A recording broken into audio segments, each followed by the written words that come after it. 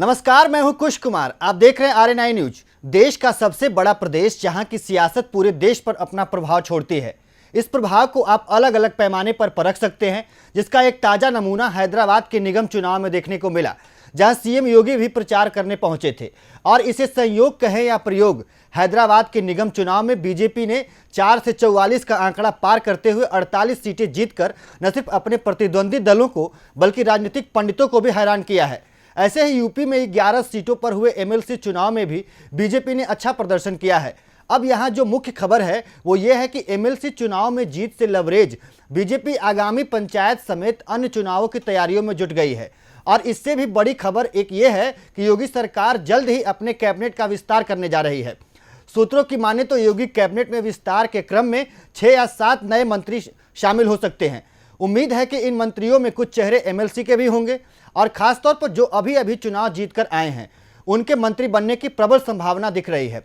अब अगर पंचायत चुनाव की बात करें तो बीजेपी की तैयारियां काफी पहले से चल रही है, लेकिन सूत्रों के अनुसार अब बीजेपी अपनी तैयारियों को एक नई दिशा देते हुए इसमें तेजी ला सकती है। इससे पहले आज सीएम योगी के आवास पर बीजेपी नेताओं की एक अहम बैठक हुई, जिसमें यूपी बीजेपी अध्यक्ष स्वतंत्र देव सिंह और प्रदेश प्रभारी राधा मोहन सिंह समेत अन्य कई सदस्य शामिल रहे। हालांकि चर्चा किस बात पर रही और इसके नतीजे क्या निकलते हैं, इसकी आधिकारिक जानकारी फिलहाल नहीं है, लेकिन सूत्रों के अनुसार इस बैठक में विधान परिषद चुनाव के नतीजों और आगामी पंचायत चुनाव की तैयारियों पर गहन चर्चा के साथ साथ मंत्रिमंडल विस्तार पर भी विचार विमर्श हुआ है।